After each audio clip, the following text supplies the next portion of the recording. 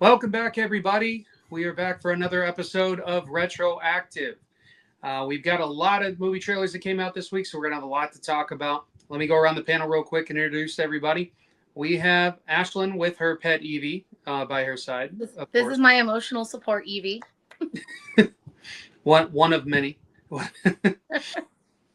And of course, Steven returning. How you doing, bud?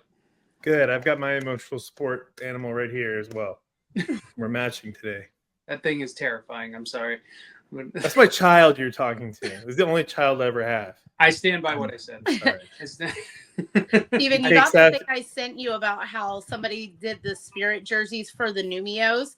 You're going to have to do that for California. We're going to have to get him a spirit jersey.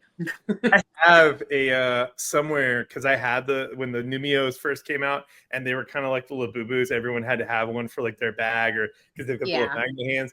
I got a Mickey Mouse. It's actually he's lording over our living room right now on our little utility thing on our door. And I was like, he has a bomber jacket, and like he had the only set of guy clothes you could get for him at the time. So I was like, man, I bet that would fit my Labubu. Should I harvest his clothes? Put on my maybe. We'll see. We'll see how the week goes. I could get really bored. That might work. But let's go ahead and jump into some of these trailers, discuss things. Let's jump on the one that hit literally the day after our last episode. Superman dropped like the full length trailer. Got a much more like in depth look into the overall story. For the most part, we got kind of like a more. I like the dynamic that they were showing with between him and Lois.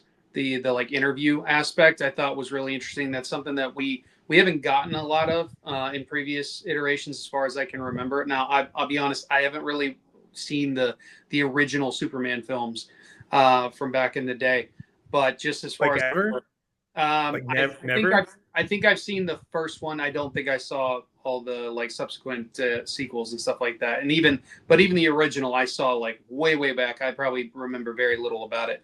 But yeah, as far as more like modern interpretations, I feel like, yeah, sometimes they touch on the fact that, she's a reporter and stuff like that, but they don't show how that can work as far as a relationship. And then like, you see in like TV shows, sometimes they're like, we have our work relationship and our home relationship and never the two shall meet. And it's like, not this time. I did like that. And I really liked the, the parts where he was getting clearly upset by the questioning, and she's not pulling her punches, and she's kind of like not trying to like trip him up, but trying to make him get there. You know what I mean? Like she's doing what a reporter is supposed to do. She's poking, she's prodding, she's working him up a little bit and being like, well, what do you think about this? But what about this scenario and stuff like that? And he's like, F you, like I'm just here to save people like that. I don't answer to anybody and everything like that. But anyway, I'm gonna jump it over to Steven. Let's well, that's not Steven, but there we go. And let's get people want to see you, Andrew. They don't want to see me. Just you can go big. I'll be like the little talking head. Let's get your thoughts on this. So I agree. So go to Ashlyn now. I agree. I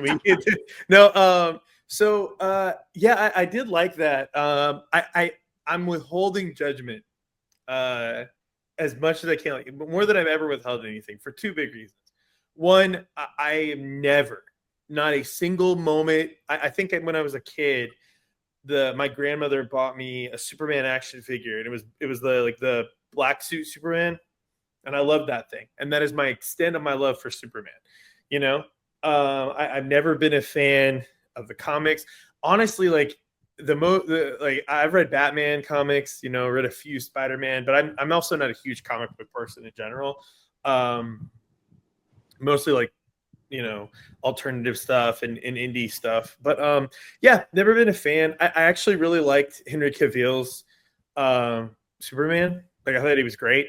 And I also think this new actor, I can't remember his name. He's been great in everything I've seen him in. He was in Twisters. He was also in Pearl. He was really good in that. So I'm like, I'm waiting to see how, especially that scene in particular. Like I really love the dynamic, But when he goes, he's like, people were going to die, and he stands up. I was like, bitch, you're Superman. Come on, a little interview, a little 60. When he calls her Cronkite, I did cringe just a little bit. I'm like, yeah, that's kind of like this might be what he's going for. What James Gunn's trying to do is it's cringy, cheesy. We've seen how Fillion's doing his thing. In the movie, it's over, way over the top. So yeah, I'm withholding judgment. I'm going to go into that knowing as little as I can know, and hopefully have a good time, because I'm not emotionally invested in it, at all, unless Batman decides to show up and it's like, oh shit, now I care. I did find it both interesting, and I appreciated the fact that he doesn't flinch when he gets hit by the can anymore. And I know that was such a silly thing for the internet to get upset about, because it's like, I'm sure when Superman takes a bullet to the eye, it's still kind of like, even though it's not going to hurt him, he might go, ooh, I forget that. I would forget for at least a second that I was Superman every time he shot me. I'd be like, oh yeah, that's right. Then I'd have to reacclimate to getting shot in the face. Wasn't that Superman Returns that they did that clip? I think so, but it's cool. It was cool idea. And Superman Returns had, unfortunately, contains within it like the greatest on-screen comic book villain portrayal ever, with He Who Shall Not Be Named. I was gonna say, isn't that who played? I was like, in my brain, I was like, that person played Lex Luthor, but which one was it? And I was like, it was Returns. Which is a shame that he used to be one of my favorite actors, but that's a whole nother can of worms. I do like how he doesn't flinch. It looks good, like they did. I'm wondering if they had an additional take in the can. If they did one, you flinch, you don't flinch. I kind of on it, weirdly enough, and I don't want to hyper fixate on it. It's definitely more Superman-y that he doesn't react, but the reaction kind of, like, I realized it weakened the emotional impact of what they were trying to show us in the trailer by him not flinching, because he didn't seem in pain. It just he seemed like emotionally bothered by how people were treating him.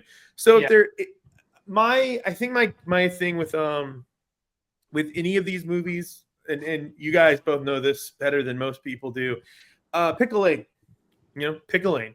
Are we is it the scene where Lois is really getting after him, and he's trying to stop some sort of like, apartheid or genocidal situation in another country? Is this the real heavy time for him, or is he just kind of a fun guy with the dog, and the weirdest Green Lantern is his buddy, and it's like this fun thing? I don't think there are movies that have it all, that have the darkness, the humor. I'll give Thunderbolt to that they outside of my criticisms of it, they towed the line pretty well for the most part. Nothing felt. My problem was more about which characters were featured versus, it really didn't know tonally what it wanted to be. Well, maybe a little bit, but a whole other thing. Most of the time I want him to pick a lane, and no pun intended about Lois, but I pick a tone, and James Gunn's so good at the goofy semi-serious that I hope that's what Superman is. And so I'm going in, just have a good time in the movies. I love the dog. I don't give a shit when anyone else says. I love the dog. I love every scene he's in. I know nothing about his Kryptos, comic paw print. Sorry. But I'm excited about. And oh my gosh, there's more. I didn't think I was going to have much to say about this movie, but then there's, of course, what I think is going to be a highlight, and I'm just assuming is Nicholas Holt's going to kill it as Lex Luthor. He's going to crush it. He crushes everything he does. He's going to be so good as that character. So, open heart, clear eyes, whatever the saying is, Yeah, I mean, I'm with you on that to a certain degree. Like, I have a few issues with. I mean, kind of like what you talk about. I am not really a Superman fan. This movie is not. This movie's not for me particularly like out of all the comic book characters and stuff like that, Superman's not one that I've ever been that drawn to. Like you said, I did really like what Henry Cavill did at the time and everything like that. That was probably like the iteration that I appreciated the most. Still not my favorite character, but definitely like for me at the time, I was able to latch on to more than other ones and stuff like that. And this, while I do agree with you that I trust James as a storyteller and things like that, there's things I'm still trying to get a handle on as far as, like you said, what direction we're going with this. It's not that I need. I'm going to mention the color, not because I need it to be like the Zack Snyder thing where like everything's dark and gritty and like, you know, scaled down a little bit and everything like that, but it's also like it's kind of jumping around. It's like it's super bright over here and now it's super bright over there, and now it's kind of dim because we got a sad part and everything like that, and it's just kind of like at the moment with the trailers it feels a little all over the place. I'm hoping. I'm sorry. Oh, sorry. Well, would you feel differently if the contrasts were starker? So if it was like an actual comic book where it's like the colors were extremely vibrant in joy and extremely dark in darkness. Like if they towed that line, like if it was much more clearer line versus like than just bothering your eye as the trailer goes on. I don't know. To be quite honest, the only reason I'm bringing up the color thing, it's not the constant change in tone in that regard. It's that sometimes when it is very bright, because it is very bright through a majority of it that we're seeing, it's coming off very like almost animated in certain aspects. And I'm sure that the series was sorry. No, it's okay. And I'm with like there's nothing wrong with that if they're taking inspiration from like directly from the comic books, if they're taking inspiration from animated, whether series or features from years past and stuff like that. There are ways to incorporate things like that have been done in other movies before. And like I said, I'm merely going off of what I'm seeing in a trailer. What I experience in a movie theater is probably going to be completely different. It's just merely trying to get a handle on like you said, like what direction are we going? What tone are we setting? That sort of thing. And that's hard to do. That's hard to do, or gauge rather, strictly through trailers and things like that. But let's jump over to Ashlyn and get her opinion on this one. What do you think about the whole Superman trailer? I know you have your thoughts on Nathan Fillion. We've talked about that before. Yeah. I was going to say, yeah, the resident Batman girl's the best person to talk to about Superman. Yeah, I mean, kind of echoing what you guys said. It's funny because, you know, again, big Batman fan, not super big with Superman.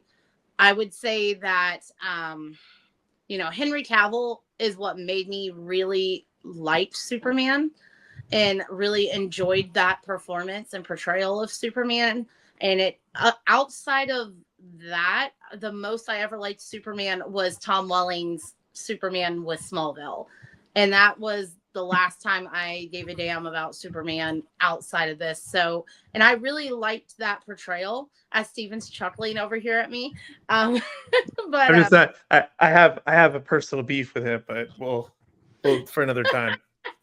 But as far as like with this movie, with the trailer, honestly, everything you guys have said, outside of, I disagree with Steven about the dog just a little bit. Yes, he's cute, but I prefer the like larger breed like we see of Crypto, whether it's in Titans. You know, Teen Titans or any of the other animated series where we have Crypto, or even the live action series. Didn't we have Crypto in one of the live action ones in the live action Titans? We had Crypto, and he was like some sort, not necessarily like a Siberian Husky, but some sort of like wolf breed dog. Yeah, I much prefer him as a bigger dog. It just kind of makes more sense versus this tiny little scrappy, scruffy thing it's cute. Don't get me wrong. I prefer the larger breed. I think it makes more sense to go with the classic kind of look to Crypto. But he's a mutt because he's a rescue because his planet exploded. Actually, I don't know where Crypto comes from. I really don't know. I don't know in that regard. But anyway, I'm sorry. Please continue. not to say that now I sound like a pure breed fascist, and I feel bad. You really do. We need a photo really of our Heinz 57 mutt dog. Yes. No, what needs to happen is I have to go rescue him now because now Ashlyn has exposed who she really is. I'm gonna give him all the love that you've denied him over the years. Oh my gosh. That poor puppy. Wow. Rebel is just so denied, as he's probably asleep in our bed right now, surrounded by more polka stuffies. So yeah, he's doing real rough in life. It's very tough life. Adopt, don't shop. To set the record straight, I have only had rescues my entire life. So I am very big on rescue dogs for sure. Before I get hate in the comments about it. Just for me, it's just like I said, I prefer the larger breed. It doesn't have to be a purebred. Just saying, just the larger breed of dog. Anything but other else than your that, thoughts on the movie? How? I'm sorry, I was just saying. Anything else thoughts wise on how they're taking? Yeah, I'm excited to see Nicholas Hoult do Lex Luthor. I feel like we haven't had a really good representation of Lex Luthor since He Who Shall Not Be Named. Because I feel like the original one from way back in the day, and all I can keep picturing is the scene they're like in a tunnel underground and like a submarine or something going on, like something just really outrageously crazy and campy. And that was my problem with the original Supermans, is that like they took the crazy megalomaniac just a little bit too far with the original Lex Luthor, and he came off very much like Dr. Evil looking back at it now. And yes, just super campy. So I'm really excited to see what Nicholas Hoult does with the character, because of course another horrible representation with Jesse Eisenberg's version of it. Was not a fan. It was not great at all. And again, like I said, other than, He Who Shall Not Be Named, I thought the guy from Smallville did a really good job of portraying Lex Luthor from that series. So I'm interested to see what Nicholas Hoult does with it. And again, agree with you guys on like them trying to figure out where it's going, if it's trying to be super serious, if it's trying to be mostly funny. Like, I don't know. We're just going to have to wait and see how things go. Again, not super invested 100%, but I'm going to try to go into this with just low expectations and just go in and hopefully enjoy it on some level. And even if I walk out with like, a 5 out of 10, it'll be okay, because it's not going to like hurt me. So who played Lex Luthor in the show from Smallville? Who played him? Who was the actor? Played him? Oh my God, I don't remember the. Because I know that what's his name from 2.5 Men played him recently on something. That was on Supergirl. That was on Supergirl. Okay. Yeah, because I know he didn't do it on Smallville, right? He wasn't the actor. No. I honestly can't remember the actor's name. He's actually super sweet. He's been at a couple of the cons here in Florida recently, and he's a super nice guy. I don't know that he's done too much else outside of Smallville that would be like an instantly recognizable thing.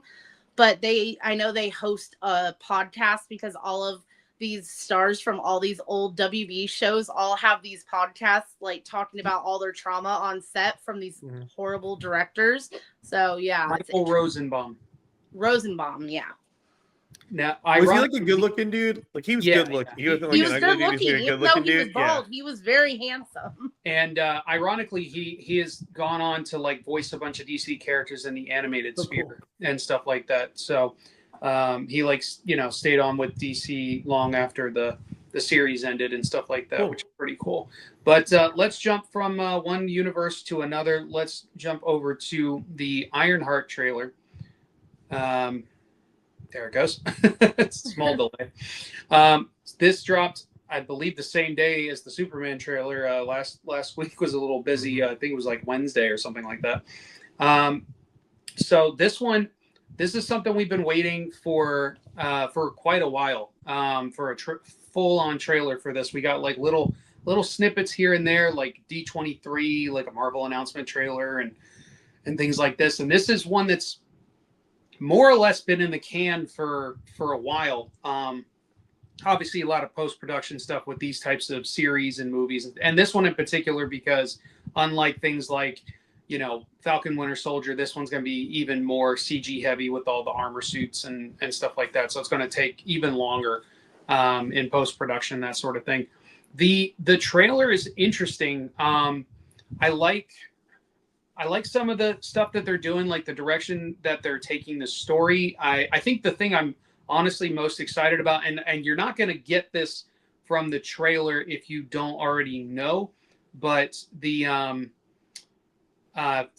really bad with actor names, but the guy that's from wow, my brain just went completely fried, but he was in Twisters, he was in Hamilton, and a whole bunch of other stuff. Played the son in Hamilton. He's in this, and he's actually playing Mephisto secretly, you know, type of thing. They pretty much allude to it in the trailer anyway. Like Marvel people know this. If we had Josh here, he'd be able to explain it to us more. So this is a character we've waited a really long time for. That a lot of different times when a mysterious character is hinted at or talked about, especially in like the dark, you know, mythical, magical, that sort of thing sense, everyone's like, it's Mephisto, it's Mephisto. Everybody thought he was going to show up in WandaVision, that he was the one pulling the strings and stuff like that, and then it went in a different direction. I personally don't know a ton about this character, but I do know that they got a solid actor, in my opinion, to take on this role.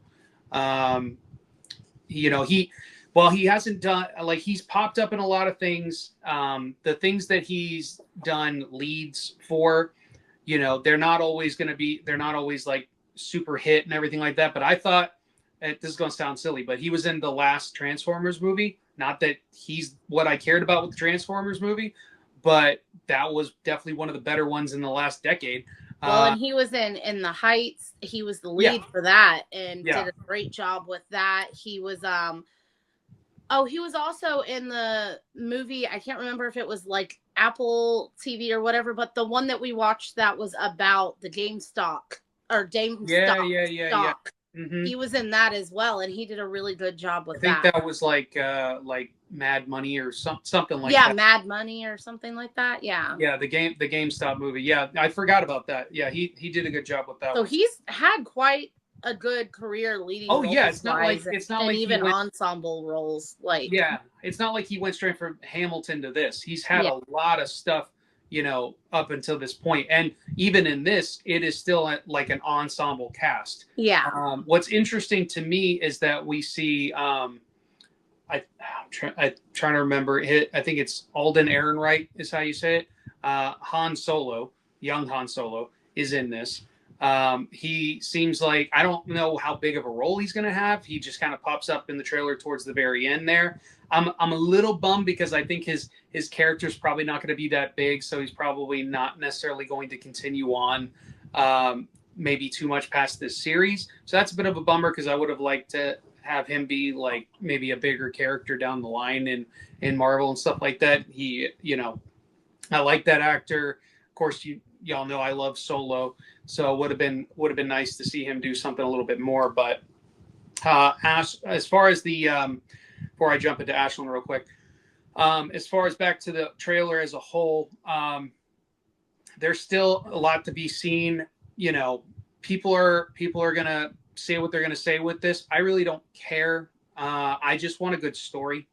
Like I thought that what they did, you know, Black Panther 2 was a big undertaking, considering what they had to do to rework that, you know, entire story and rewrite, you know, with the loss of Chadwick Boseman and everything like that. And so while it's not really one of my favorites of the Marvel universe or anything like that, I don't really blame any of that on the whole situation. Yeah, you can't give it too much grace just in that regard. But at the same time, that is a hard hurdle to overcome and to rework, a world that they created in the first one and a story that they created in the first one, try to continue it on without its lead character and actor and stuff like that. But as far as the Riri stuff goes, it was interesting. Like, was it super necessary for that story? Maybe not. It was an interesting tie-in, an interesting way to like explain like maybe how she's able to grow as a creator, a manufacturer, engineer, that sort of thing, and kind of like build upon that. And I want to see more of that. They allude to it in the trailer. They kind of talk a little bit about her internship and stuff like that. I thought that was a funny way to talk about it. But a lot to be seen as far as where they take the story and how Mephisto plays in it. If of all the things that Mephisto was going to show up in, Ironheart was not the thing I thought it would be to make his first appearance. It's a very odd choice to have this like dark mythical character, like magic character, show up in a more grounded type of story type of thing. So that's very interesting.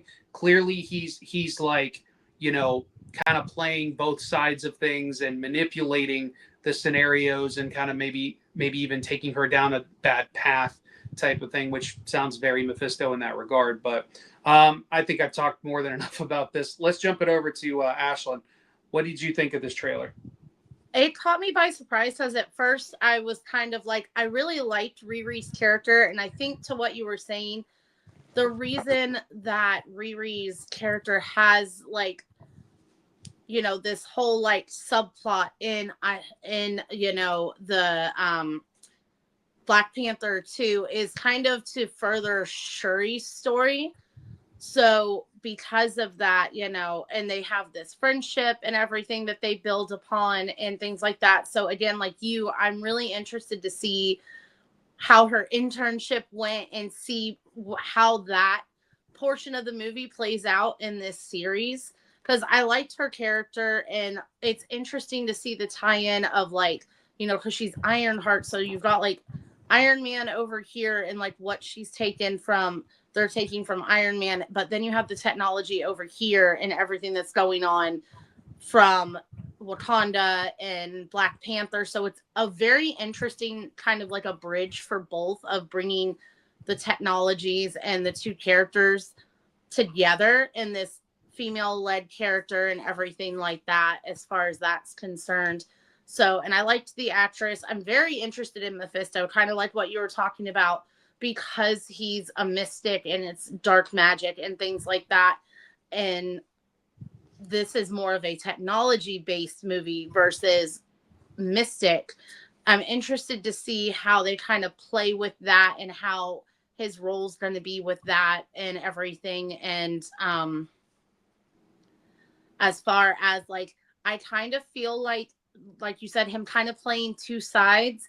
I don't know that he's 100% going to be a villain in this. Like, I feel like, and I don't know hardly anything about Mephisto as a character, so I can't speak 100% to like what things were in the comics, but just the tone that I got from the actor and kind of like how he's kind of playing behind the scenes with things and like the little winks and things that he gave, I really feel like it's more of like an anti-hero type thing, kind of like he's not really a bad guy per se, and I could be completely off with that. I don't know, that's just kind of what I was getting from him, is it's not like how it was with Mysterio, where Mysterio was 100% a villain. Like, that guy was not a good guy. He was out for revenge. We really don't know Mephisto's motives here and like what he's playing at, but I do, from the tone and everything that they're doing, I really feel like this is going to play into something bigger down the line. And if Josh were on here, he'd be like, Secret Wars. So I definitely think it's an interesting way to introduce his character without it being like a high stakes thing. And you're able to kind of sprinkle him in. And I think that's what's going to happen with whatever they have going on next in between Secret Wars in this series. I don't know if there's any other Marvel series that are going to pop up, but I feel like he's going to be sprinkled throughout wherever he shows up to kind of lead up to Secret Wars. And I think that's a very interesting and kind of a good way to go about it. And I just really love the whole, like, I don't know, it's very, the way the actor from Twisters, we should have gotten his name, that's playing Mephisto. It's very kind of like tongue in cheek. I feel like he's very much kind of wink, wink, nudge, nudging at with this. Like, so I don't think he's going to be in the forefront, but he's going to be kind of like, it very much gives me like, Agatha vibes, like how Agatha was very wink, wink, nudge, nudgy, like tongue in cheek, like very much like, I'm here, you know, I'm here, but I'm not in the forefront. I'm kind of playing around in the background. So, but as far as everything else, I'm excited. I hope we get to go back to Wakanda a little bit. I hope we get some pop-ups of Shuri. I'd really like to see the, oh God, what's his name? The agent that she calls Colonizer. Oh. His name is Bilbo Baggins. Oh, Agent Bilbo Baggins. Oh yeah. Lord! If I could, Martin Freeman is his name, real quick. Or, well, not just actor. The actor's name is Anthony Ramos. I looked it up. But you brought up a really interesting point, and I'm gonna kind of contradict what you said, but because of it. But I liked your comparison of Mephisto to Mysterio, because I think that's exactly what's going to happen. I think he's going to turn heel at some point during the series, probably halfway through, or maybe the last quarter of it, whatever type of thing. I do think he's a manipulator. He is not an anti-hero. I can absolutely tell you that. Well, I didn't know the best phrase to use for it. Like, I didn't mean to say like anti-hero in the sense of that, but like just not like a purely evil person. I don't think his, like, he clearly has ulterior motives and intentions that he's trying to play. He's got like a long game type of thing, right? And he's using these people, Riri specifically, to do whatever it is he's trying to do. But I'm sure for whatever it is, it's not good. But let's get Steven's opinion on this as well. If I could do.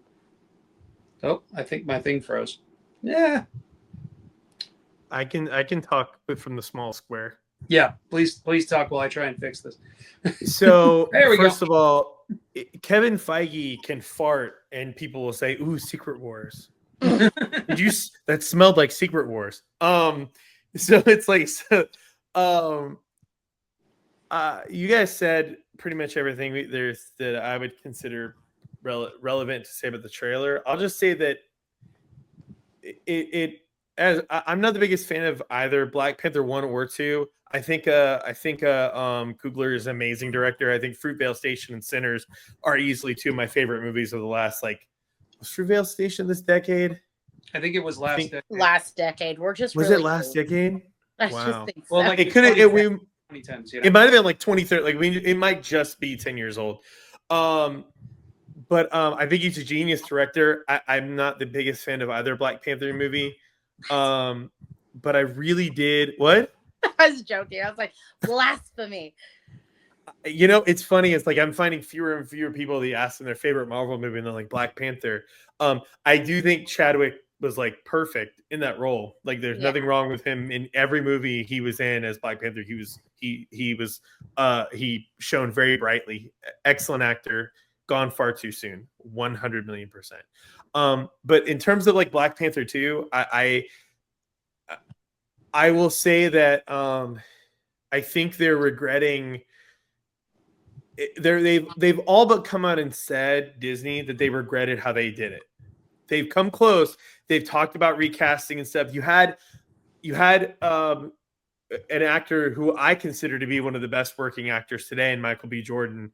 You could have done something where he's the Black Panther now. We never saw him die on screen, and if we don't see him die on screen, he's still in play. And if he dies on screen, we can bring him in from another universe. He could come in, whatever. And I know he did cameo in the movie in one of the, arguably, I think one of the best Marvel scenes ever, when Shuri sees him in the blames T'Challa's death on. That was pretty cool. But I was like, man, this movie is overcrowded. Black Panther 2, overcrowded, overwrought. It's clear they were scrambling. and because that's the one with the whole like Namor plot, right? Yeah, and that's I agree with you. Like, take Namor out of it, and you could have done something completely different with the film. Like, that's the part of the story that's kind of weird to me and feels like it's a separate movie almost. It's just they're trying to do too much with everything, with the exception of Riri Ironheart bit. I was like, well, I want some more from this character. This is kind of interesting. Like in Iron Man and a Tony Stark, aspiring young woman. And I know I had actually, ironically, like the few Marvel comics that I've read in the last like decade or so, Ironheart was one of them. Like I bought a few of them just because I loved one of the covers. It was really cool. I'm like, oh, I'll check this out. I think that the fact that it took them this long to do the show is not in and of itself a shame, but also the fact that they've done so much. They had at one point 3 or 4 years ago, you had established Yelena, you would establish Kate Bishop, you would establish Riri, you had the potential to they could have done a live action Miles Morales in there, peppered it in there, and you could have had an interlude between big Avenger movie and big Avenger movie of the Young Avengers. You could have already done this.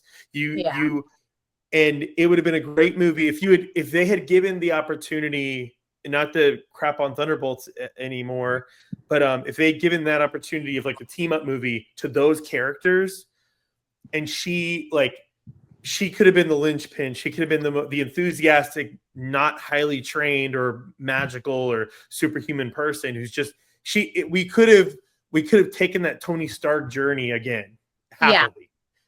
His origin story. It's almost like, yeah, great, we're getting it now. Are they gonna do that character justice? The young actress I don't know her name, but she was really good. She was entertaining, enthusiastic. Like she had it's hard to find someone with like a Tony Stark spark, know. So it's like it's just another moment where I'm like, well, she was my favorite part of Iron Man of Black Panther 2. After the one scene Michael B. Jordan was in, and what's the character? Is it M'Baku? M'Baku, yeah, love that guy. So funny. I love him. So funny. Actor and character. I love it. He should have been the new Black Panther. They that's from the beginning. Not to say anything against Shuri or I forget the actress's name that played Shuri. She was great.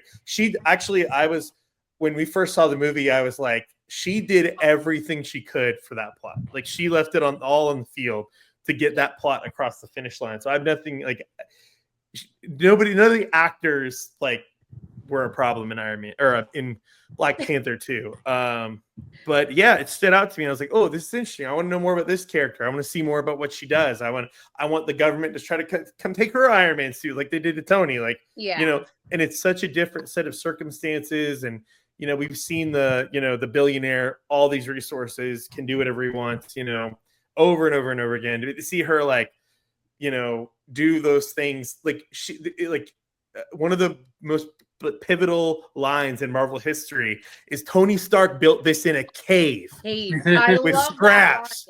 So and it's iconic. And that character could have embodied that great line and that ideology of she built it in a garage with old car parts, it's just, it's like, it was always like the cool, it always felt like it was going to be cool. And you can't, how are you going to follow up the best character in Marvel, or the best actor character combination in Marvel? So I just think it's weird that it took so long to do it. They should have done Young Avengers. They could have taken a break. Just for a second, I won't harp on this any further. Just imagine if they had stopped after Endgame and they said, we're going to do Young Avengers because we just broke up the Avengers. So we're not going to try to ride the coattails of these other heroes. You have to do Guardians of the Galaxy 3 because you have to resolve conflict. You have to resolve stuff there. You have to do another Spider-Man. Full stop. So those two are the two things you have to do after Endgame. The only things you narratively to complete the story, you had to do those two things. Yeah. Guardians, Spider-Man. Everything else You did not have to do. No. So I would have just really loved for them to say, hey, we're gonna focus on this next generation. You do Hawkeye the same way, and then your Young Avengers, and then you give the Young Avengers something they can't handle, and that's when you start building. That's when you start building the big threat. Stamp of approval, Steven. We're just going to send you off to Feige's office to fix the universe. I don't want to smell those Secret War farts, Ashlyn. The worst joke I'll ever make. Secret War farts. Secret farts. But yeah, I just would have loved to have seen. I want more of, and that's the funny thing, you know, it's never that it's never trash. I was talking about this with my cousin like a month ago. Because we were talking about, I forget what the last Marvel movie he saw was, and I was like, you know, it's funny that we're like, it's never like not a good time at the movies. It's never total trash. Like there's always good things. There's always things to like. You know, unlike some of the DC movies recently, some of them were abhorrent, beginning to end, no redeeming qualities. Yeah, or like the Sonyverse movies and stuff. Right. Like but this is like there's always some fun to be had and always something memorable. So, and it's just like they seem to miss the mark on what we want to see more of. And it's like the more successful you get, the more afraid you are. The more afraid you get, and the more you try to bet on sure things versus like, can Yelena, can Kate Bishop, can Riri, could a live action Miles Morales, and I'm going to say yes, absolutely could a live action Miles Morales carry a movie and do an Avengers thing? And think about it, spoiler alert for anyone that hasn't seen Thunderbolts. Think about how a Valentina could have tried to step in and be like, oh, I'm going to mentor these young kids. Oh, Jesus Christ. And then Lord. then they kind of catch on to her. And that's when the Thunderbolts stuff happens, like after the post new Young Avengers thing. Mm-hmm. And it could have been like they figure her out and they fire her, at the end. Because she's already like intermingled with them, Kate, through Yelena, so I don't know. We could do like, or if I am ever, I always wonder if I'm going to be invited back on the podcast after I drop my opinions. But I would love to participate in some sort of fantasy of what could have been. But yeah, I think it's very worthwhile.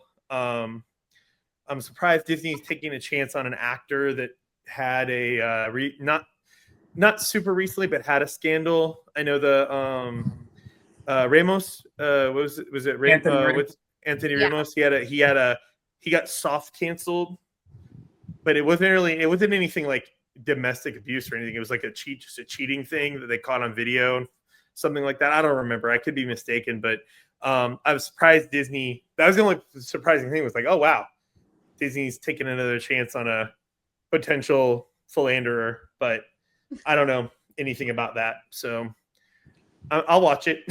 I'll check it out. Yeah, I think I'll check it out. Yeah, I'd just say that, like, I agree with you. I feel like nothing they've done is wrong. I think it's just the order in which we are releasing things is incorrect. Other than that, what they have made is good. I just think they're, like, when they're looking out over their plans of, like, their phases and the long term and stuff, they're prioritizing the wrong things being released at the wrong times, and they're focusing on the wrong stuff. It's kind of like the joke with the Star Wars movies, how the titles are all wrong to match. We'll watch them in quality. Oh, and shoot, what's her name from Marvels? And she had her own show. Kamala Khan. Yeah, she could have been in Young Avengers. She's one of the best parts of the current MCU. We haven't seen her in years. But she's so good. Cringe to me because it's that young, like, preteen girl. So I love it. There's so many things that are so cringy, and Andrew knows I hate cringe humor. But I loved the Marvel. Why are you friends with me? It makes no sense. So, like, in the Marvel, she did such a great job. It was so funny, like, watching her and her little awkward moments and things like that with these two grown women. And she's just so excited to be there. And it's funny because they actually kind of play the cringe teenage girl humor really well with all of their teenage girl characters. Because even, I would say, Kate Bishop has those moments with Hawkeye where there's some cringy, like, teenage girl things that, like, you're just like, oh, like you remember being cringe like that when you were younger, like secondhand embarrassment. pretty much. Anyways, we should shut up about this and move on to our next topic. Yeah, we should maybe move forward at the 45-minute mark. Okay. Maybe. There's like I said, a lot of trailers. Next one we're gonna jump to is the new Jurassic World Rebirth trailer. This is the final trailer, and I look at that thing and it just makes me laugh. It looks so stupid. Like I want this to be when we hit the actual movie. I want it to be scarier than it actually is. But still images of it, and especially it's that frontal lobe. It looks like a goddamn xenomorph. It looks ridiculous. Yeah, that's what I told you. So the people behind it said that they modeled it after like meshing together like a xenomorph, a T-Rex, and I forget what the third thing was. And it's just like, really? So your thought process was give it a giant dome right here on the front that it can like bash things with? I don't know. Like, but I don't know. Steven and I talked a little bit like earlier on today, just about these sort of things, and there's things that I'm like intrigued with this that more about what they've talked about that this movie is supposed to be and do, as opposed to what the trailers are selling me on. They've talked about that they're like really trying to push, even though it technically got rated PG-13, they were trying to push it about as far as they could. It originally talked about it possibly being an R-rated movie, but I don't think Universal was ever going to let that happen, unfortunately. But I think they are still going to push it about as far as they can on the PG-13. They wanted to kind of return to a little bit of its horror roots with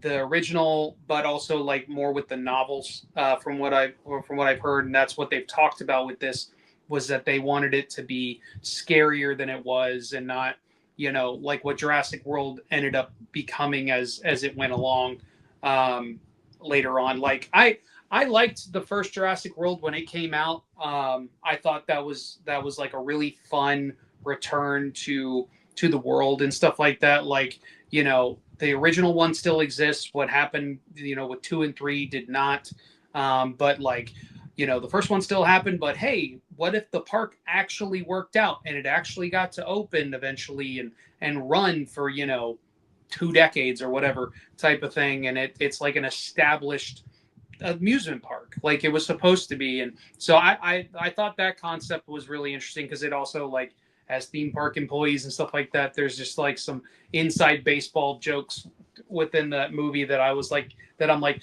yeah, I appreciate that as like a theme park worker and stuff like that. I'm one of my favorite parts from that, and I'm not going to stay too much on this, but is the part where they have to start shutting stuff down, and the dude's got the long lines of people waiting to get in the orbs, in the spheres, and he's just like, wait, I have to tell these people they have to turn around. Like, just the pure panic on his face.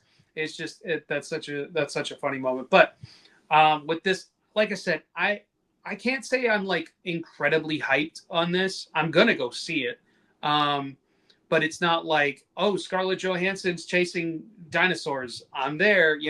No, not necessarily. And even like Mahershala Ali, I think is how you say his name. Mahershala Ali, yeah. Yeah. Great actor, really great actor. It's interesting that he's in this, but again, it's not necessarily the actors is not what's gonna bring me to the movie.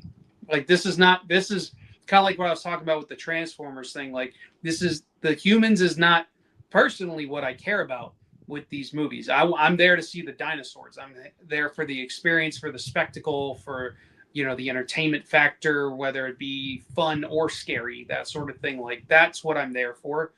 And I just want there to be like a somewhat decent story being told through the narrative from beginning to end.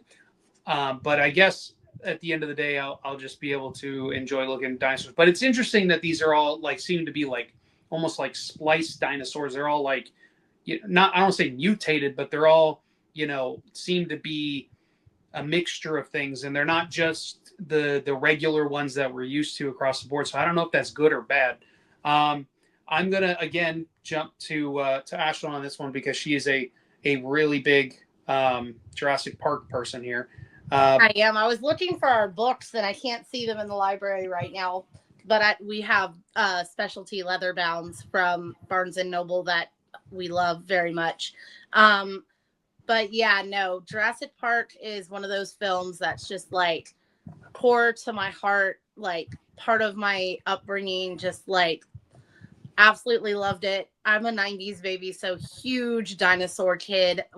There was like this traveling dinosaur animatronic thing that came around in the 90s, and there are my mom, one of the few photos she has of us as kids in this like amazing for its time animatronic thing. And even so, I grew up in Plant City, Florida, and we have this thing called Dinosaur World that is it's a great theme park, guys. It's actually pretty cute. It's definitely of its time, but it is no animatronics. It's literally just die cast ginormous life-size dinosaurs in this like park that you can walk through. So it's definitely a thing. Every time I think of Dinosaur World, I hear the like videos people play where it's like wah, wah, wah, wah, wah, wah, wah, wah. I will say I've gone blind to it, and I'll be like, because it's right on. It literally, guys, it's on. If you know anything about Florida, like it's right on I-4, like right on it. And I've gone blind to its existence. So if we have anybody in town that's never been, I'm like, what the hell is that? I'm like, oh shit, I forgot that's even a thing. It's a giant dino, like literally a giant, like it actually to me it looks more like the dinosaur from the dinosaur ride at Disney World than an actual, because it's like orange. Its head is more boxy. But do you remember what it was before Dinosaur World, Ashlyn? Oh God, I honestly don't remember. So was it a completely different theme, or was it? It was Gatorland before it was dinosaur. It was it had alligators. You might be too young, because I'm a few years older than you guys. Like they switched it over. It used to be alligators, and then when the alligators got too expensive to keep, somebody bought it. Their house is like behind, not the one you see from the interstate, but it's like to the right and behind. And I know. My mom lives down, like the house I grew up in is literally down the road. I have to pass their house to get awesome. To my mom's house. And it's so funny because I've driven past with Andrew and you just see this giant like shed thing. This is what the people want, Andrew. This is what they want. But anyways, sorry. Yes. Go check out Dinosaur World online. It's literally hilarious. Sponsored content. Sponsored. But it was back to Jurassic Park content. Anyways, so I have like two hot takes about this trailer. It very much, based on the tone and the look of the trailer, gives me Jurassic Park 3 vibes. Very much so. Ooh, not good. With certain things, with just the way certain things are. I definitely think Scarlett Johansson is going to be a great performance. I love her as an actress. So, but there's definitely some things that come off very much like Jurassic Park 3. I'm trying to figure out what the family in the raft that is there while the ScarJo team is there. So I feel like that also gives it that vibe because I think they're like tourists. 100%. They're not supposed to be there. So you've got like this research mission, and when he's up in trying to extract the DNA from the egg from the like whatever screwed up version of a pterodactyl they've got going on there, again very much a callback to Jurassic Park 3. So I think that's where my like vibes are of getting that vibe from Jurassic Park 3. Is it going to be as bad as that movie was? No, I don't think so. I do have reservations about this weird ass xenomorph T-Rex looking bullshit. I feel like we went too far.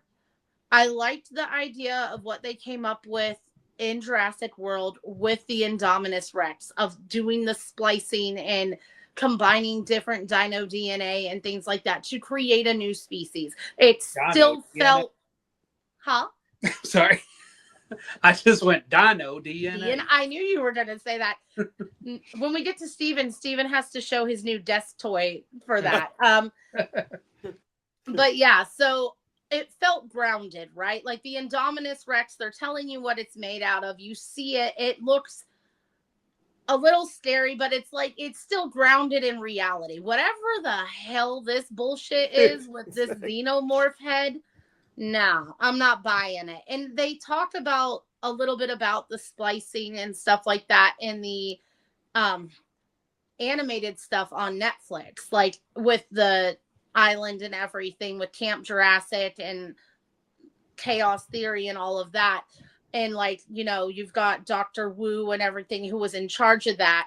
So like the idea of it is fine. The execution of it, I'm not for it. I could even buy Jurassic World 2 with the weird Spinosaurus black yellow thing that they had in that was like the raptor splice. Again, grounded enough in reality. This thing just looks, the xenomorph head, it looks chunky as hell, like a friggin' Godzilla from the first movie where Godzilla is like way too overly chunky. It's like they had a xenomorph and Godzilla had a baby with a T-Rex, and it's so bad. I'm not a huge fan of what they're doing, like with the Brontosaurus or whatever, Brachiosauruses with like the really obscenely long, thin tails, like whatever that's about. Like biblically accurate dinosaur. Biblically accurate dinosaur. Oh, is that what it is?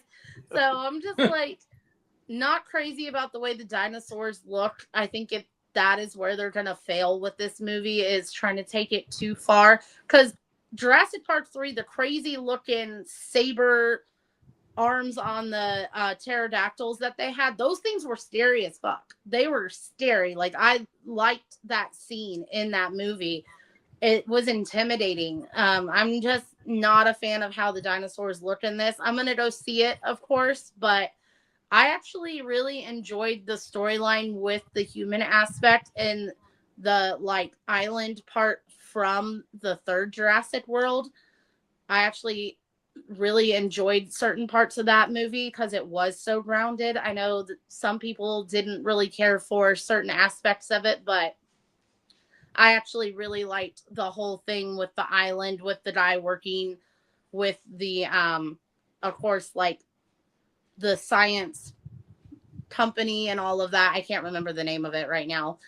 And that all seemed very grounded in reality of our time, of somebody screwing with crops and things like that and everything. So I actually liked that storyline a lot. I know a lot of people have a problem with that movie, but I actually found it interesting with having the dinosaurs there and protected and everything on this other island that he created once the island that had the Jurassic World theme park got exploded with lava and everything. So yeah, I'm gonna go see this movie. I don't have high hopes for it. I wish they would have just taken a step back after doing all the Jurassic World movies. I don't think this was necessary, but yep, I'll go see it. It'll probably be another 5 out of 10 for me, but I'll go see it.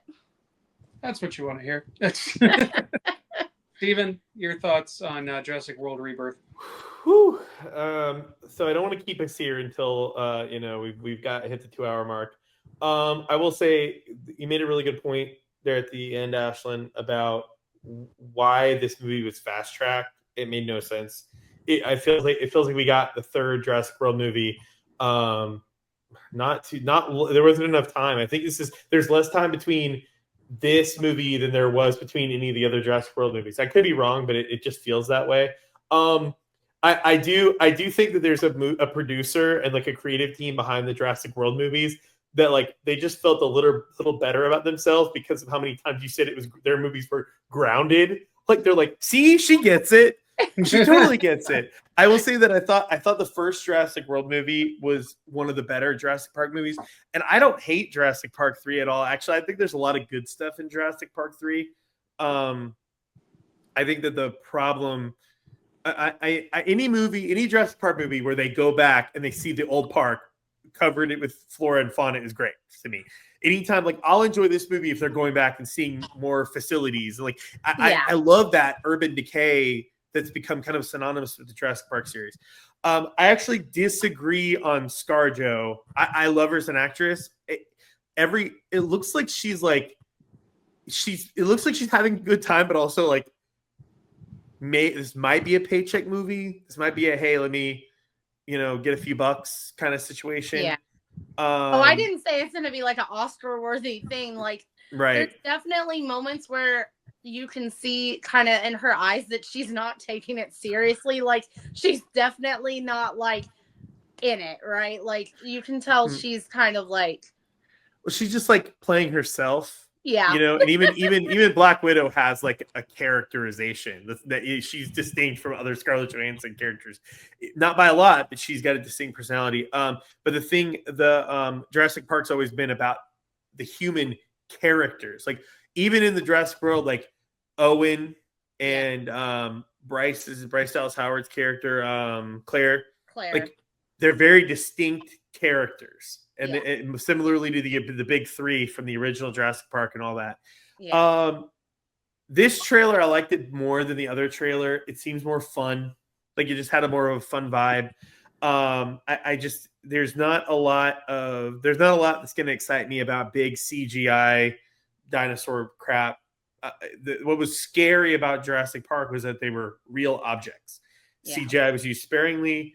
They were real, in-your-face things. They present so much better on camera. I can't imagine that it's going to be a scary movie at all. Like, they tried to do that with Jurassic World 3. Like, they tried the whole mansion. No, that was 2, right? 2. That was the second. 2. With the whole mansion thing and the Indoraptor and that kind of stuff. The books, like, if anyone's read the books, an audience read the books, create tension in a very specific way that the first couple movies did.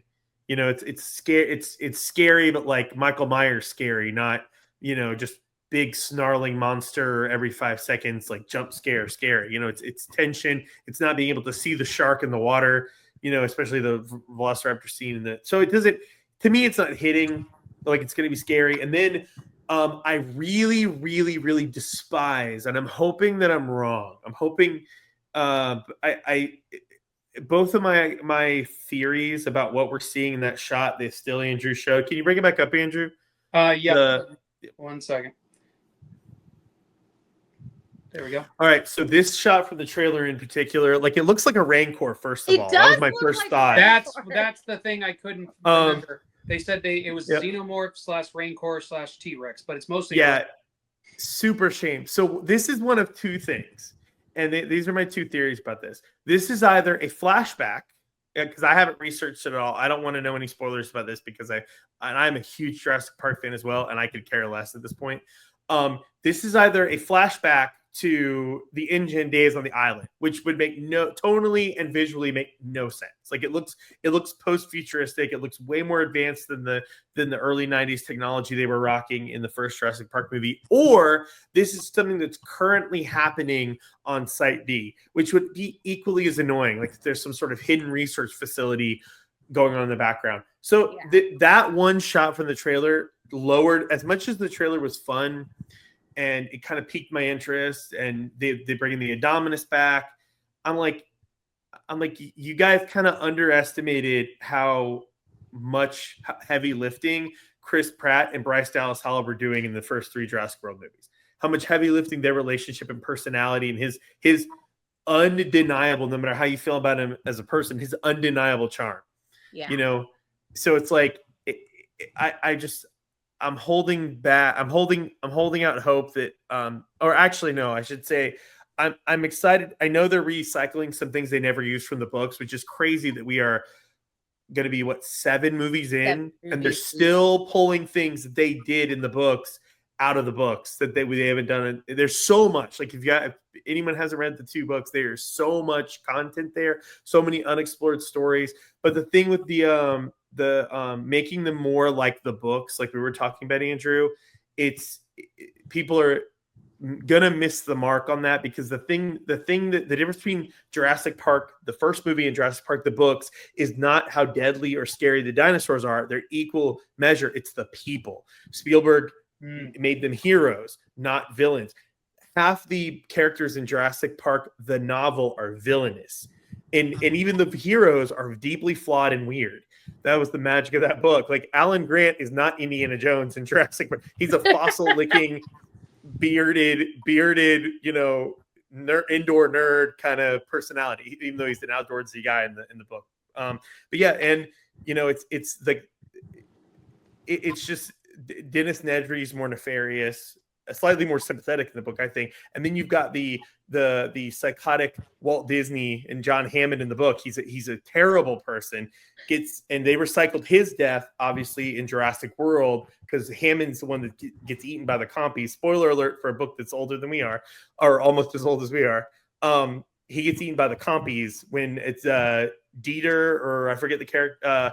I forget the character's name that gets eaten by the compies that attack the little girl in the Lost World. But yeah, it looks like they're going in the wrong direction, but this trailer was definitely more fun looking. But I don't know. As a huge fan, I'll be excited if we see Site B and like the employee center from Lost World. That'll be cool. That was a really cool set. They actually built that set. You could see it for years on the backlot tour in Universal Hollywood in LA, because it was built into the that was built at the base of a parking garage, and the cliff that they hang the RVs off of was a parking garage at Universal Studios in Hollywood.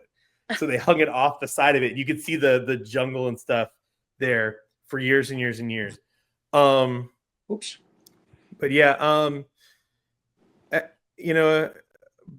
but I think I'm at your energy level in excitement, Ashlyn. So we'll see what they do. Maybe ScarJo could nail it. She brings all of her personality, and she creates a character that we can kind of root for. And Fierro from Wicked is her co-star. Oh yeah, good for him. I don't remember his name, but good for him. He's hitting the big time a little later in his career than most people do, giving us old guys hope for, to do something cool. But yeah, no, he obviously he's a lot better looking than I am, but maybe there's hope for me yet. So cool. I don't know. Good for him. I don't know. More good looking than you. That's tall order, man. That's tall order. Andrew, we promised to keep work and our relationship separate. We promised that. And now you're talking about it in front of your wife? Oh man. It happens. Oh my gosh. All right, let's jump to Predator, Killer of Killers. I'm not 100% on that title. That's a mouthful. But I've never been the biggest Predator person, and just in general, right? Mm-hmm. But I am very intrigued by this concept of the anthology film, telling different stories in different time periods, going off of the success of Prey. Now, personally, as opposed to like the movie that they have coming out soon, the live action movie, Predator Badlands, that one, I think that, first of all, one of the concepts of this, of like the Ronin story that they're doing with this, is what Badlands should have been. That's just my opinion, especially with the name. I don't understand. I would have much rather seen a live action version of this Ronin story, but I'll take what I can get. I will see this. I'm very intrigued to jump for, it's like Viking and Ronin, and then it looks like World War One or two. Not 100. I think it's World War II time period with these stories. So very interesting concepts, and maybe they felt at the time that they didn't have enough to do like full-fledged story. I disagree. I'm not the writer, but I think you could have done a full-fledged Ronin story. But I'm going to keep harping on that if I don't stop talking about it. I like the animation style. It's giving me like Arcane vibes a bit, and stuff similar to that. Or there was that series on Netflix as well from Zack Snyder, the like something of the gods. Ashlyn, you know what I'm talking about? Yeah. You remember the Viking one with like the Norse mythology type thing? That one was really good. that one was really good. It gives me that vibes with the animation style as well, and probably similar, obviously, in content wise as well, because it's going to be bloody, it's going to be messy, it's going to be adult, which of course Predator is that. So it'd be disappointing if it wasn't. I'm gonna keep it short and sweet on this one because we've been talking a while. Steven, you got anything to add on this? Yeah, I mean, it looked really cool. We don't know a lot of detail about it, but yeah, I'm a sucker for these anthologies, and especially something that translates so well, over a time period. Seeing how different warriors, like they're revisiting Earth to experience like our combat evolution. That's kind of a cool idea. I haven't seen Arcane, but I've been intrigued by the art style. Like I'm a big Borderlands fan, and there's like a little teensy bit of like artistic crossover between their cell shading, their stark hard lines, and their cell shading. You definitely need to watch it. It's definitely a good watch. I've heard really good things, and like I've seen a lot of really cool cosplay at the last couple cons that I've been to. But yeah, this is one I'll probably check out. I have a huge issue with the title. Not that it doesn't look good with the Badlands title. It sounds like a video game, like Predator Badlands. It's like, oh, I'd play that open world desert themed Predator game. But yeah, I really like it. I really like the concept. And I love, obviously, this, the Ronin sequence from Visions, one of the all-time great pieces of Star Wars media ever made.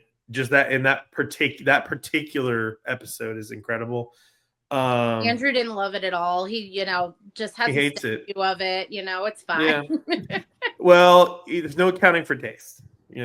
He also not a minute ago said that I was as good looking as Fiyero from Wicked. So you might need to have his eyes checked. That's the problem. I'm legally blind. Jonathan Bailey is his name. Jonathan Bailey. Fiyero's name. Yeah. Well, I knew it'd come to me. There's not a good looking guy whose name I don't know in Hollywood. No. No. Just we know why I know the Wicked actors. Yes, we do. But yeah, looked cool. I'll watch it. I feel like I need to watch Arcane first, just to be fair to Arcane. But yeah, looked like a good time for sure. Cool idea. Ashlyn, anything to add?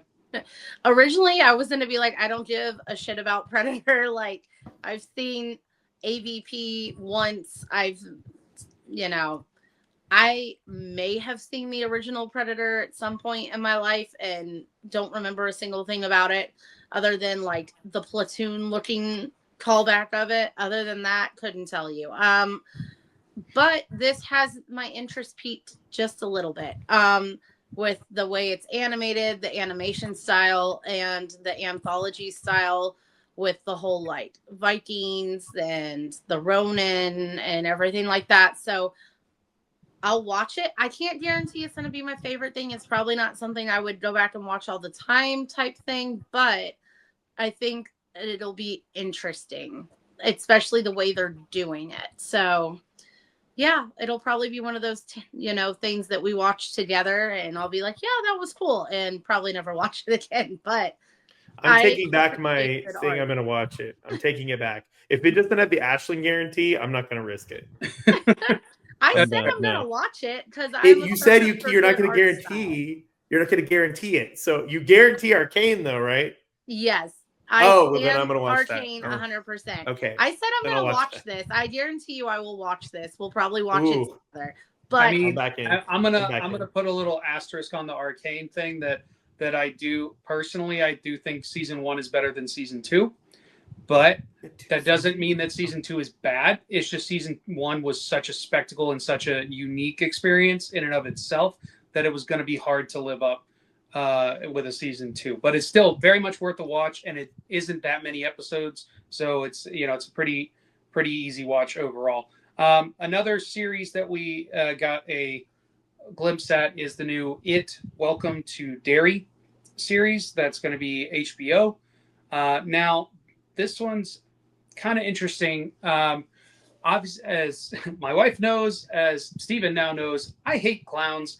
And I'm not a horror fan. Anybody who has watched the show probably knows that by now.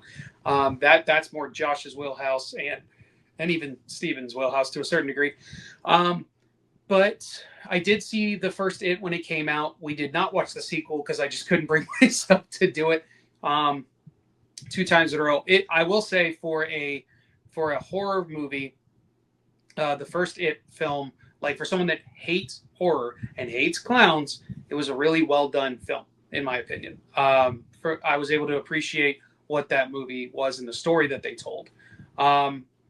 This is interesting because when they first announced that they were doing this series and they're like, we're going to take it back to like, I thought they had said they were going to do like the origins to a certain degree of the creature of It and stuff like that, and like where it began. Obviously, like there's, especially if you're going off of what the book tells us, there's way more to this character than can probably actually be covered, whether it's in movie or series form.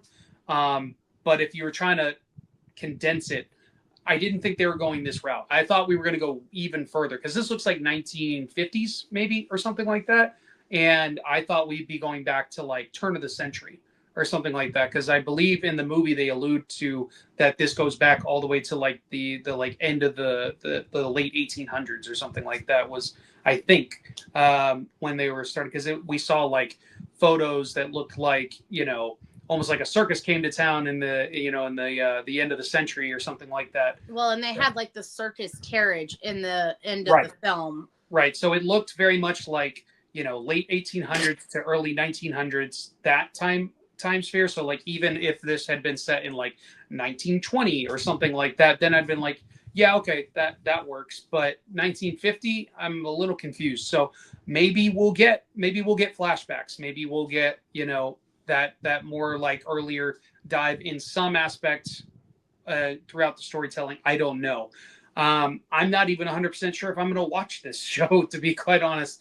It'll just be Care Bears every night afterwards. Yeah. Just Young Jedi Adventures, something to help us fall asleep. So, Stephen, do you have any thoughts on this series or just the It franchise in general? Or I do like that you said to some degree, and if it were to some degree, it'd be in the third degree. I'm a massive horror movie fan. Too many. I to a point where I, like you're saying, you'd have to watch Care Bears to go to sleep. I would be like, oh, that horror movie is really good. Let me fall asleep to Halloween or Nightmare on Elm Street or something. Psychopath. I was literally going to say that. Oh yeah. Honestly, like I ask this question a lot of times about a lot of different things. It's not just Marvel or Star Wars, but who was asking for this? Like, and I know that I don't know if this Skarsgård is going to be. Is he playing Pennywise again? Do we know? If he's not, I'd be kind of disappointed, to be quite honest. Yeah, and he is. But he's like really busy right now. Like he's doing a lot of things, So your question, Stephen, the people probably asking for this are all the fucked up horror girlies that want to smash it. So they're probably going to jump on this bandwagon really hard. Well, here's the thing. We both know one of those horror girlies. I was on the phone with her earlier. We're not gonna expose her on here, but yeah, I know somebody that's like that clown. Oh God. It's yeah. Not It's not Ashlyn for sure. But watching it, it's like the second movie was pretty disappointing, especially considering the amazing actors that they got to be in it. Especially my favorite character, the Old Spice commercial guy that was in it. He's like, I was so excited because I love the Old Spice commercials, and he played the adult version, one of the kids in part 2. Are you talking about Terry Crews, or is there a different Old Spice person? There's a different Old Spice. The guy, I'm on a horse. That guy, like, now I'm on a horse. That he was the older version of the one kid. Look at your boyfriend. Now look at me. Like, yes, exactly. I was really excited. But yeah, it's like it's like, hey, you're really gonna put this out in the same year we're getting the penultimate season of Stranger Things? You think that's gonna compete you know, I think that we're at a point where the kids, rambunctious kids in a small town fighting evil thing is probably kind of played, at least for now. I just don't. And to your point, Andrew, like there's a very interesting story that's I don't know for sure if Stephen King has told in book form about, you know, space turtles and their arch enemy, you know, sexy clown apparently. But yeah, I'm just Fucking like wild. let's spend money on let's do it. Like we just got done talking about Arcane. I respect that. I haven't seen it, but I respect the hell out of it. It's an original story, right? Arcane's original, right? Yes. Yeah. Just let's do some original stuff. Let's Stranger Things is great because it's an homage and there's a lot of references, but it's still they're doing their own thing. They're charting their own course. I don't need to know more. I didn't need any more after it It Part 2. I didn't need any more from that world. Yeah, just like I might watch it. I will say that there's a good case study for doing it, and that's the Chucky series is amazing. The on Sci-Fi Network, and I thought when they announced that, I was like, this is going to be the worst thing ever, and it's incredible. Like it's so good. What network is it on? Sci-Fi. Oh, okay. Yeah, the Chucky, or maybe NBC Universal has it out, but they produced it. I believe it was airing on both Sci-Fi and I think USA, if I remember correctly. Oh, yeah, you might be right. Yeah, but it's really good. Like it's shockingly good. Every aspect of the plot, the acting, like the production value, like they do the full thing. So it's like, and then you have Scream. Like honestly, one of the things that's pissed me off more. There's very few things that pissed me off more than the Scream TV series. Hated it. You know, so it's like it just sucks all the joy out of those movies. So yeah. I'm never super excited. It's funny they don't talk a lot about, you know, we talk a lot about video game adaptations to movies, you know, and being sus. I would say horror movies to TV series adaptations are equally as fraught with bad storytelling. So yeah, I might not even watch it unless it comes back with like the best reviews ever. It is interesting that it's HBO though. Yeah.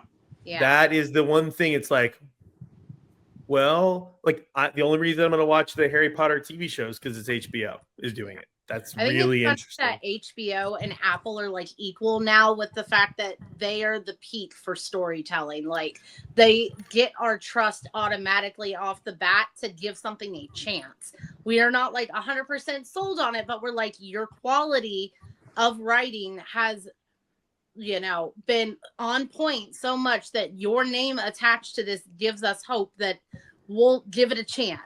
Mm-hmm. So, and A24 is kind of the same way, although Andrew might never trust it after Friendship. But I am interested to see the new A24 film that's Pedro Pascal, Dakota Johnson, and Chris Evans. That's an A24? Apparently, yeah. And dang it, I have to go see it now. I did not want to see that. It's been like, I don't know. A24 is doing it. Rom-com. Let's go. Media like crazy with it. So well, A24 is also doing a video game movie. So they're doing a Death Stranding. So we'll see. It could be a new day. Yeah. Oh yeah. They've already got merch. It doesn't come out for years. They already have a T-shirt. I own it. Of course you do. Hideo Kojima, A24, Norman Reedus. I'm there for it. But yeah, back to the trailer. Yeah, HBO always like I haven't started The Last of Us yet. But I'm gonna give it a chance eventually. Pedro, HBO. I feel really bad for Lyanna Mormont and how everyone's making fun of her. And that's her character from Game of Thrones, not the actress's name. I don't remember her name, but she played Lyanna, and she was awesome in Game of Thrones. Also, to take it back to Jurassic Park, have you seen people, like someone put her head on that dinosaur inside the glass thing because of the forehead thing? And I was like, y'all, this is a freaking child. I think she did her 20s or 18. I know she's at least 18 at this point. She looks like a child. Leave her alone. Yeah. Yeah, exactly. She's It's like good when at they what she does. bullied Yeah. the girl who played, baby Leia and another Why? child Stupid. actor. I'm like, you guys are grown ass human beings. Like, leave these kids alone. Like, the little girl that played Tony Stark's daughter. Yeah, that's the one I was thinking. Little girl got like death threats online because people are. What? Yeah. But let's not do that. Monsters. Anything to add to this, or you're just gonna be like, no, I'm not watching this because it. I will be watching it like this. Evie, I choose you. Attack the clown. We'll try episode 1 and we'll see how we feel about it, because we were terrified watching the first It, but it was so well done that we were just like, I can do this. I can do this. So yeah, I mean, it's hard to like, I think we were joking about this the other day with it, and it's like you're watching the first movie, and then all of a sudden, like within the first 5 minutes, a child gets his arm bit off, and you're like, this is the fucking movie? What the hell is happening right now? It started off awesome. Yeah, it's so great. Listen, less violence against adults in movies, more against children. That's what we aim for. Yeah. Okay, we're reaching Shocking. close to an hour and a half, but we're just gonna real quick, because honestly, there's not a ton to talk about with this, but they did drop a sort of teaser. It was really felt more like an announcement trailer for Zootopia, which is now set to come out this November. I was kind of surprised by that. We knew this movie was coming. We just didn't know exactly when. I know that it was like slated for this year, but we weren't even sure if it would make that. Now we have a definitive release date of basically Thanksgiving, and which that's typical for Disney. They always try and release something, usually animated, for the holidays weekends and everything like that. I don't know what to say with this particular trailer. It's yeah, I really don't. It was so. I loved Zootopia. I didn't think I would. We actually got to see a short story time with this, just because I really don't have anything to say on this trailer. Back when Uber was first trying to get known out here on the East Coast, and especially here in Florida, they were doing promotions and stuff like that for you to use their service, because nobody knew what this ride sharing stuff was. This is this was like over 10 or at least 10 years ago. And everyone was scared to use it, and nobody wanted to try it. So they would do these promotions. And one of these was, I was working here in Orlando, and I got this little thing, because I think I'd used it once at that point, and it was an emergency situation. They're like, if you get a ride to Disney Springs from wherever you're at, you'll get to go into an early screening of Zootopia. And I texted Ashley, and I was like, okay, hey, let's give this a try. And we did it. It was only it was like an $8 ride, especially back then. It was literally super cheap, like an $8 ride to go to Disney Springs. And I got to see a movie before it got released for free. I think I was coming straight from work, because this was my first year working at Disney. So yeah. I think you were like, I know the car's at the hotel and you're at work, but just Uber over. Just Uber over. We'll figure it out from there. We can always head back thanks to Disney Transportation. What a cool thing. Yeah. So they did other things like that, but yeah, that was a cool way to experience it. And that movie surprised the heck out of me.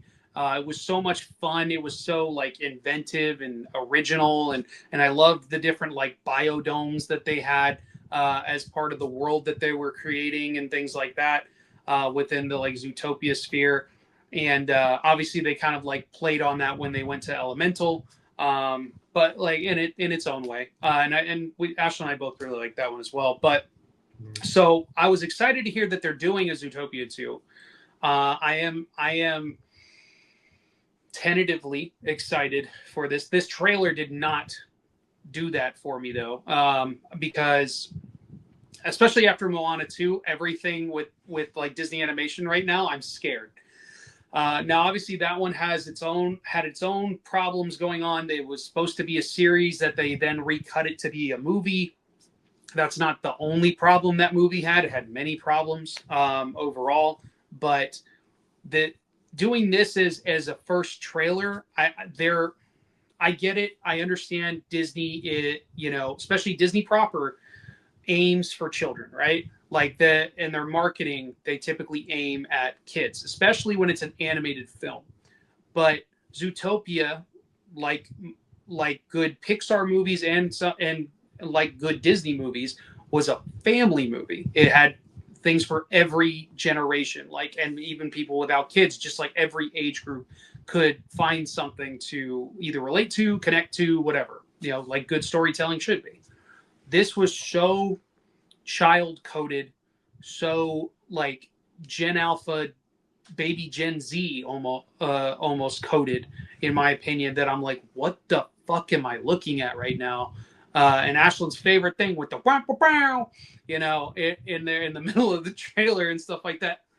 I know I'm reading too much into this. It's supposed to be like fun, funny.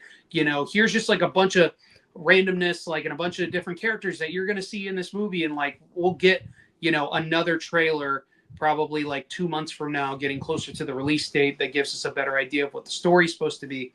But it's just like I said, with some of the issues we've had with recent Disney movies, it makes me very concerned. And I hope that they can, sort of like fix that in my mind, so that I can go into this, even though, like we always say, like regardless of the movie, I try and go in not with low expectations, but just like reasonable expectations. Unless it's a movie I think I'm going to hate, then I'll go in with as low expectations as I can possibly do, so that I can hopefully be pleasantly surprised by something.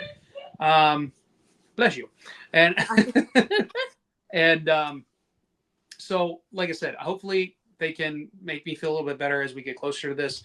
Ashlyn, what do you think about the teaser for Zootopia 2?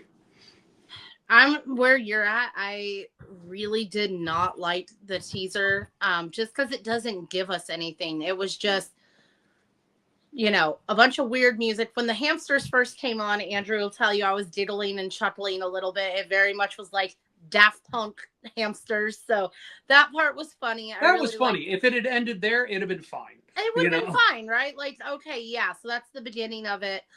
But to continue it the rest of the way, I was not a fan of any of it. And then like the weird, we're going to do a dance party. Like, are all little kids just only know how to express themselves with dance parties? Like, why is Disney across the board animation in the parks? They're just like dancing. I'm like, that's still all I can do. I just don't get it. It's like such a weird thing. So I'm just like, I don't get what they were trying to do. Then they were just like, we're going to throw every single freaking character at you with no context, nothing, no hints at what this movie's about. We're just going to show you the different like lands and stuff that make up Zootopia that we've seen before. And then all the different characters. And I think they showed Mayor Maybell or whatever the sheep was. So she's coming back. And then the only clue. She's the bad guy, right? She was the bad guy in the first one. Yeah. In the first one. So we have no idea what she is. The only thing that they showed is some hooded figure in this red cloak that's just, even a 2-year-old can be like, that's the bad guy. We don't know anything about what's going on. So I am very hesitant and worried in a sense that I hope it's not super dumbed down like Moana 2 was. This thing of like pandering to children and treating children like they're stupid. Kids are not as stupid as these, companies think they are when they're doing these kids shows. Like, it does not need, and like Zootopia, like Andrew said, was a movie for families. There was stuff for everybody to enjoy. You didn't have to talk to us like babies and just fart jokes and just stupid shit like they did with Moana 2. It was so bad. So I really hope that we don't get that with this movie. And I don't want to lose the fun music element that the first one had with Giselle. Like, obviously she's coming back in some sense and everything. The music added to the richness of the story with the first one. So I really hope we don't lose that with the second one. I am not entertained at all by this third sidekick of the stupid snake. I'm getting very much Forky vibes, and I'm very worried. I do not want Girl, that. what you got against Forky? Forky it always comes back to Forky, man. Forky I've never is seen that movie, by the way. Character. I've never seen Toy Story. It's Toy Story 4, right? Yeah. I've never seen it. Forky is perfect example of dumbed down, stupid crap for kids. Forky had it right. He is trash. He should have jumped out the RV. Oh my god! Like, do not like Forky at all. It sounds like they developed a successful character. If you hate Forky, it definitely created a emotional, visceral response. Steven, anything to add on the Zootopia before we call it a day? Well, before we move on from that, that is one time where I have intentionally been like, Toy Story 3 was perfect. I'm good. I need nothing else. I might not see 5. I have literally not watched 4 because I'm like, what could it offer me? What could it give me? There's nothing for me there. The only thing it offers you is some closure on Bo Peep's story. Bo Peep is the only good thing about that. I was so worried about what happened to Bo Peep. It was keeping me up at night.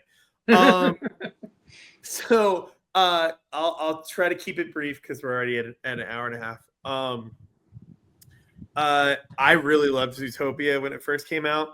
I was playing a lot of Destiny. You guys know the video game Destiny. Yeah. I went home, or it was like maybe it was like right when Destiny came out. I don't remember, but I felt like it was around that time. And I was playing either Destiny or some other online game, and I was so excited when I got back. I was like, man, I think Disney Animation might be making a comeback. Like this might be like they're really doing some stuff. And one of the guys who I was playing with, who shall go unnamed, goes, "Yeah, that rabbit's pretty hot." Oh God, here we go. And I'm like, and I was introduced to a world through this person telling me about it, who I did not play with video games with much longer after that. That there was a community had sprung up around this movie, a community of perverts had sprung up around this film, and I'm like, yeah, I mean, okay, like there are a lot of people that are attracted to the Little Mermaid or Daphne from Scooby-Doo, or so they sexualize a lot of cartoon characters, but I've never like heard people so casually talk filthy about this one character, and I'm like, and it really sucked. I'm being sincere. I'm not even trying to make a joke. It really sucked a lot of the joy out of it for me, and I did revisit it because I'm like, all I can think of every time I see that character, I'm hoping I get over it before the new movie. All I can think of is how many people are like sexualizing that character. It's so funny that you brought that up because there's a specific guy that got really famous on TikTok and other stuff for being one of those guys. He got a cease and desist letter from Disney, and he got like a restraining order from Jennifer Goodwin because when he met her in person, he like was alluding and being super creepy. Like it was really bad. And like he shared his whole pervert journey of like him being obsessed with Judy Hopps in a sexual manner. He's a pervert influencer. Parks too. Wow. Yeah. Good. I like Jennifer Goodwin. And I wonder why you like Jennifer Goodwin so much, Stephen. What? I'm joking because of your other half being obsessed with actually I hated that she was in that show. I hated it because I had a crush on her from Big Love. Oh, okay. The HBO show. And I thought she just has this like smile that's like this electric like smile that was so like I was actually kind of excited about Zootopia because I really liked her, and I'm just like, she's very talented, and I wonder if she had had a more a less Disney centric career, would she have done more? She's done a lot. Like she's like anybody would kill to trade careers with her. Like 99% of the actresses would kill to trade careers. She's great. So that's kind of a bummer. And I actually like she married the dude from Once Upon a Time. She did. Yeah. And I'm like, I was really salty about it because she was one of like my top crushes. Like it was Jennifer Goodwin, Natalie Portman, and oh my God, Veronica Mars. Kristen Bell. Really? Yes. Those are the three big ones. And they were like, oh, they were talking about their relationship, and her husband was like, oh, I collect Mondo posters, like limited edition movie art. And I'm like, guess he's all right. Guess he's all right. Guess he's all right. Yeah. All right. I'm fine with it, I guess. It's okay, But no, she's really good, and I was super excited because she, I really like her. And then it was also who does the voice for? I know he's like one of my favorite actors of all time because of Arrested Development. Michael, Michael's his character on the show. It's who voices Bateman. Yes, thank you. I love Bateman. He's great. Arrested Development's one of my favorite things that's ever been on TV. So yeah, it was just like I was really excited about it, and then the perverts had to go and ruin it. And I'm not, just to be clear, I'm not blaming the furry community. I understand the furries have a special relationship with this movie, and they commune with it, and that's no judgment here. I have had plenty of friends that are furries, and they do their thing, and more power to you. They if you can afford those giant mascot suits, go for it by all means. But it's like a specific pervert that's like ruined this film for me. So sorry we're ending on this, Andrew. I know it's kind of a weird way to end it, but that's like my relationship with this movie was ruined by like a specific person who was like, oh, you, and it's funny, it's like I literally told her to stop. Like it was like, dude, I actually like this movie. I know I don't like too many like cartoon movies back then, and I was like, I really enjoyed it. I enjoyed the song, to Ashland's point, and then he's like, well, let me tell you about all this stuff that's happening. It's like, you wouldn't believe it. Unsolicited text messages of images. Like, oh, geez. I'm like, dude, it was like, how could a person kill a friendship as quick? We were online or like video, but how can you kill it quickly and then send them? What's it called? Like there's a term for it, but like if it exists, there's gonna be like some Rule 38 or something like that. Like whatever. Yeah, that sounds right. How to lose a friend in 10 text messages or less. Yeah, and it was like, and what it was, the funny thing about it wasn't like I was getting them and being like, can you believe someone's doing this? It was, hey, check this one out, it's really good. Yeah, what do you think? Like, what do you think? I want to know exactly what you think, and I'm like, I think you need help. It's like, because the funny thing is, like from just like a standpoint of like liking the movie, liking the character, liking the actress, it's a Disney thing, and of course Jessica Rabbit is not, they're not trying to hide sexualization of Jessica Rabbit or anything like that. So Disney does that from time to time. Every